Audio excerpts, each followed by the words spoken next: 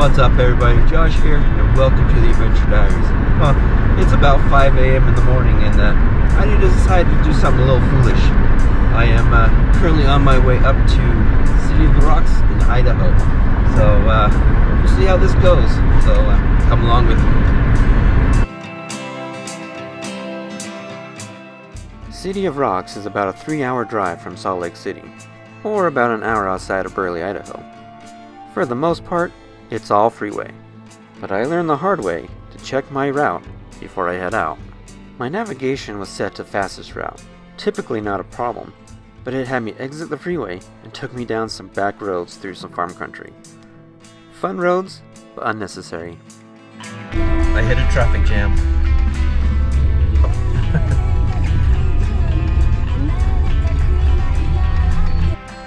So we finally made it to our destination, Almo, Idaho, which is the gateway to City of Rocks National Reserve.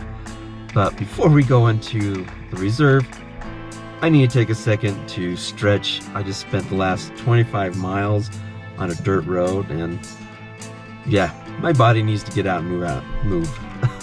So we're gonna stop and check out the visitor center. I always recommend stopping at the visitor center when visiting somewhere new. There's great information to be found. I talked to the ranger, and she helped me to come up with a battle plan for my day of exploration.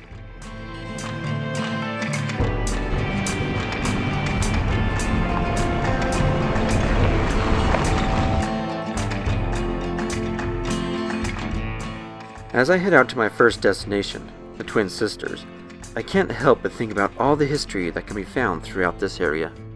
Native peoples have called this place home since their ancestors crossed the land bridge and migrated south into the Americas. Artifacts of these peoples can still be found throughout the reserve. The first Europeans to enter the area were fur traders, just trying to make their way through the wilds of the American West. As we all know, in 1848, gold was discovered at Sutter's Mill in California. This event kicked Manifest Destiny into overdrive, as thousands of migrants made their way towards California in hopes of finding fame and fortune. This new road out west became known as the California Trail, over 5,000 miles long and passes through parts of 10 states. The road to the Twin Sisters follows the original trail that the pioneers used to reach California. It is estimated that between 1848 and 1869, 240,000 immigrants traveled this road to find a better life.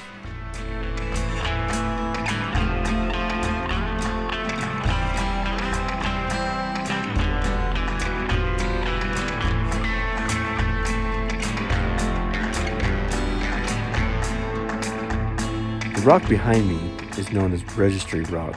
As the migrants made their way to California, they would pass through this area, and when they reached this point, as well as Camp Rock, they would sign their name and date it. Most of them are written in the axle grease of their wagons. Some of them are carved out, chiseled out. Honestly, this is really cool. Some of our old history right here. Yeah, I don't know what else to say. This is really cool.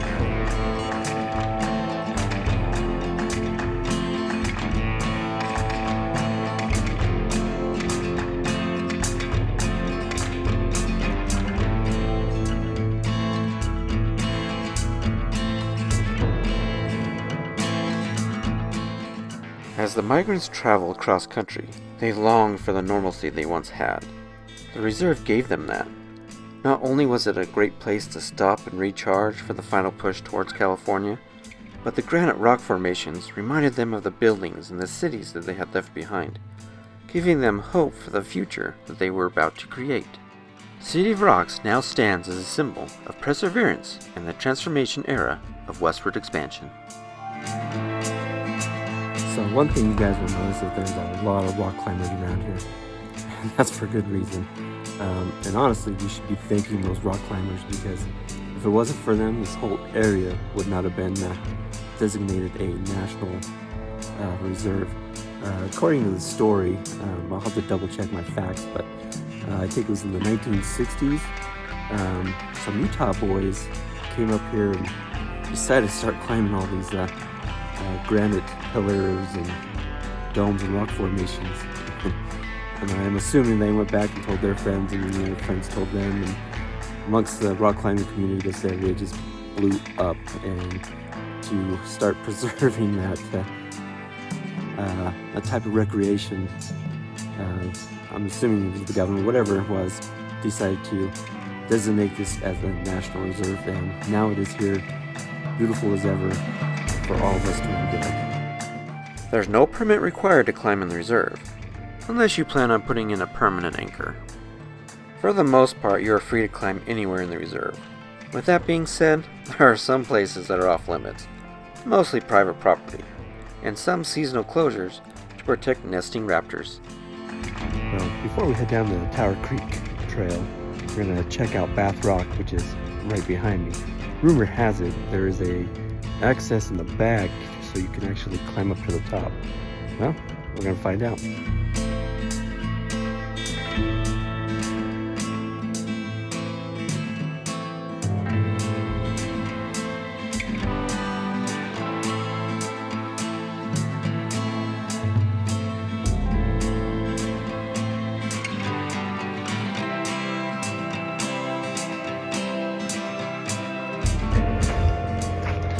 So I wasn't wrong about the way to the top, but it's not for like normal folks like me.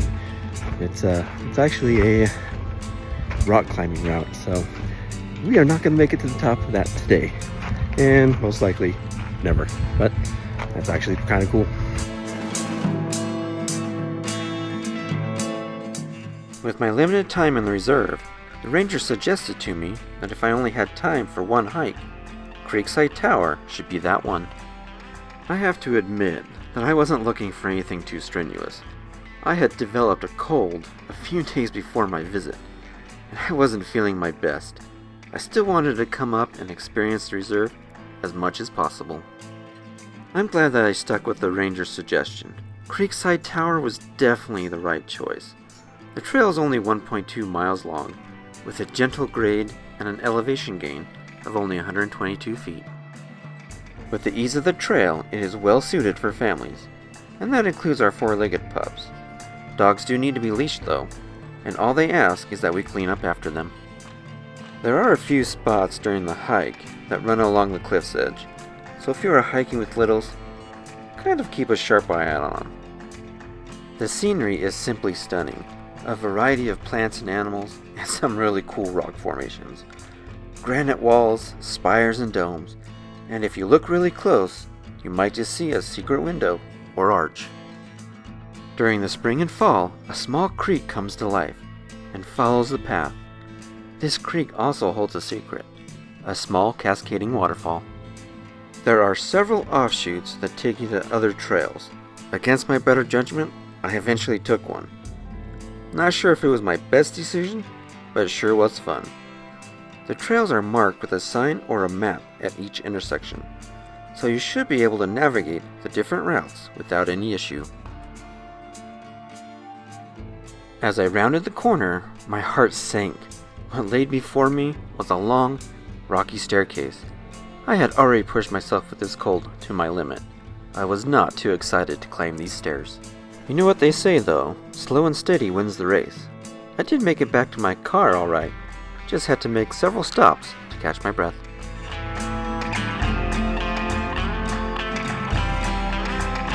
I am standing here at Camp Rock.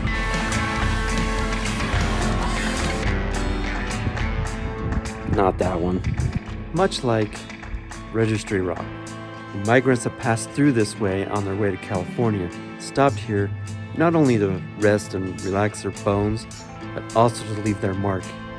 But what's different from the Registry Rock is that this place is a lot cooler, and I do mean a lot cooler. Don't believe me? Let me show you. Alright, here we are on the back side of Camp Rock, and this is what I mean when I said this is much, much cooler than Registry Rock. There are tons and tons of names written on this rock in the axle grease from their wagons. There's also carved names in there.